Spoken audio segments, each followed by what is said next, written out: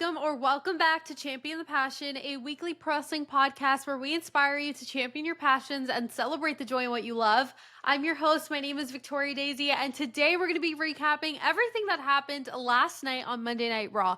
But before we begin, don't forget to leave a 5-star review if you enjoyed. Follow me at It's Victoria Daisy across all social platforms, and follow Champion the Passion across all streaming platforms. But let's dive right into the opening segment, because we had Logan Paul come out right before his match at Saturday night's main event this weekend. He cut his final promo against Jey Uso, and I just have to say that Logan Paul has low-key masterminded everything, if that makes sense. He is a mastermind when it comes to working the crowd. He knows what to say and how to say it to just piss off every living being on this earth. And I just think it's hysterical. So then he started stating facts about how he's knocked out Jey 3 times and he'll do it again on Saturday. He keeps yapping, and then all of a sudden, the ring general Gunther comes out. And I'm like, wait a minute, what is going on? Gunther said, quote, "If you think you can beat the man that beat me at WrestleMania, then that means you think you're better than me." Gunther started threatening Logan that he should look at what he did to Pat McAfee at Backlash as a, quote, non-wrestler, and that he'll do the same to him. He then followed that by saying, quote, "You think this is a business, but to me, this is personal." Right before Gunther left the ring, he said, "You better hope you don't survive this match, because on the other side, you'll be seeing me." Then Jey Uso came out from behind to attack Logan and basically told him that, he'll see him on Saturday, and then yeeted his way out.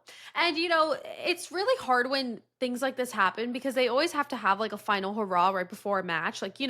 Final words, final face-to-face, all that type of stuff. But sometimes it can get a little repetitive or boring. And I kind of was getting that energy from this. While there was a nice surprise of Gunther coming out, I wasn't too obsessed. But I digress. Let's go into the first match of the night. We have Penta and AJ Styles versus the Judgment Day. Now, this was a great match. I think these 4 worked so well together and truly put on a banger. I loved all of the athleticism and personality that really shined throughout this match. But in the end, the Judgment Day won due to El Grande Americano distracting Penta. Now, I really at this point want to know when we're going to get the reveal that it's Chad Gable, or at least something along those lines, because it's kind of getting a little stale and I'm not too happy with it. The next match was a women's Money in the Bank triple threat qualifier match. We had Becky Lynch, Roxanne Perez, and Natalya. Now, what I can't seem to understand is why Roxanne won this match.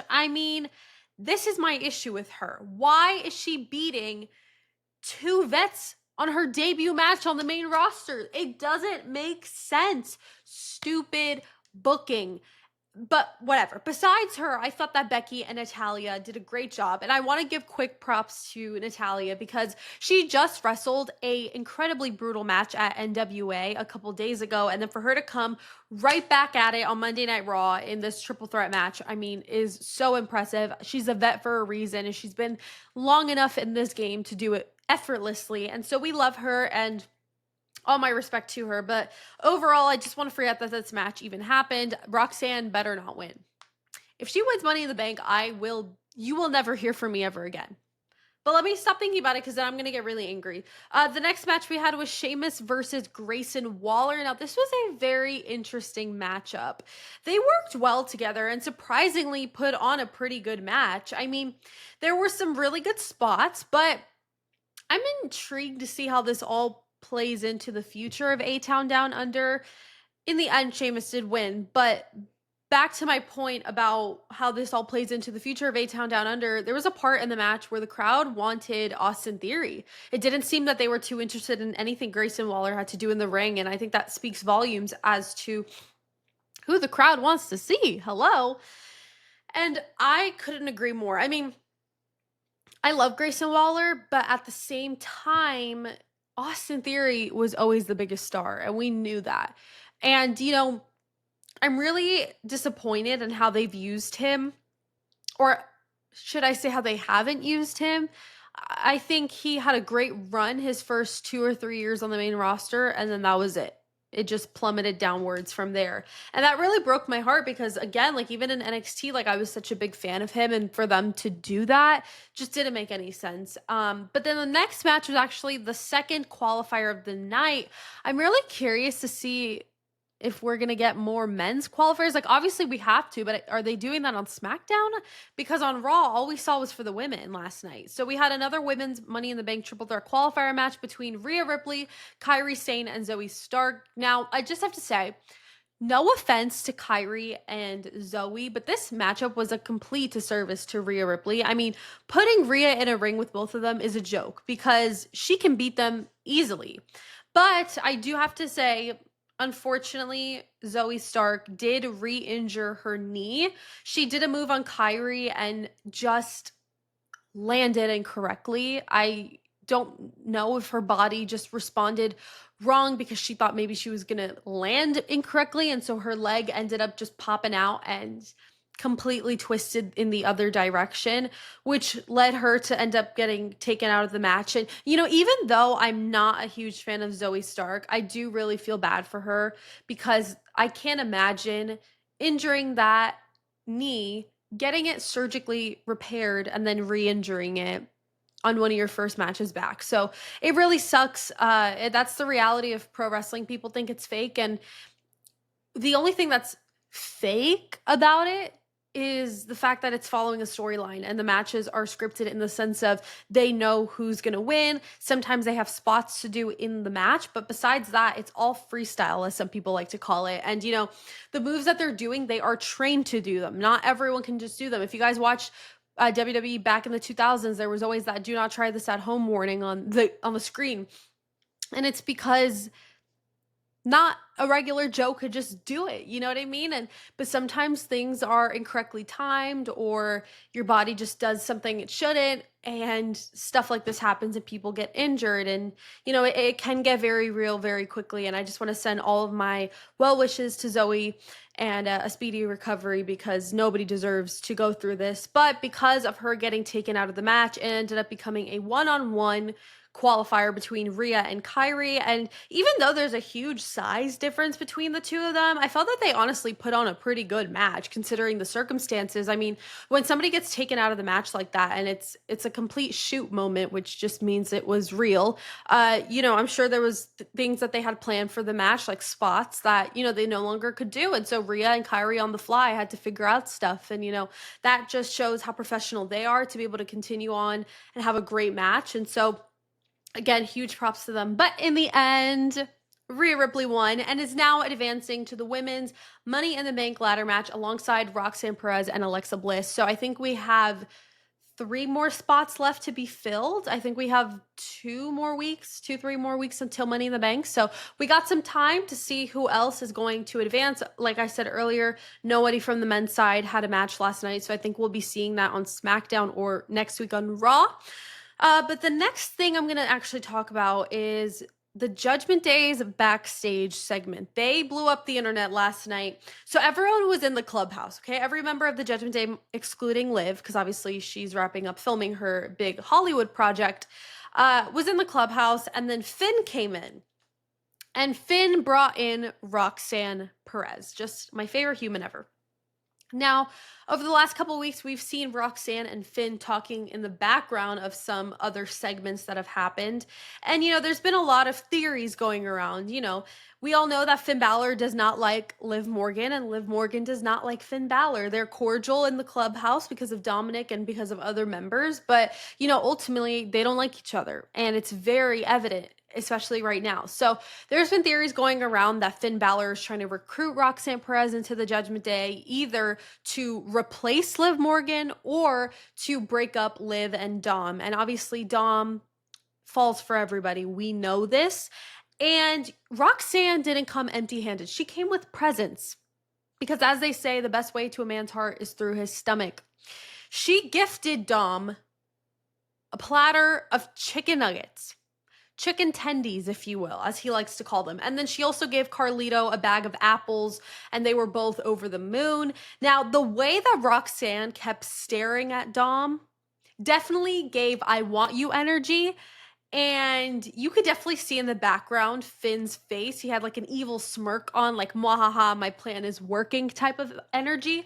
And Roxanne knew what she was doing as well. And, Finn was falling for it. I could see it in his eyes. And it was like low key pissing me off for like a moment, because then I just realized, like, okay, wait, I'm low key seated for this. Like, I can't make any promises, but like maybe, this is a huge maybe.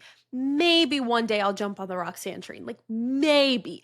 If this actually can get to a good place, then maybe. Just maybe. But I just have to say, though, that Finn Balor ate the frick down with this. Like, he ate so hard by bringing in Roxanne to try and split up Liv and Dom. Now, don't get me wrong. I love Liv and Dom together. I honestly, even though I love Rhea Ripley more, I loved Liv and Dom more than Rhea and Dom, if that makes sense.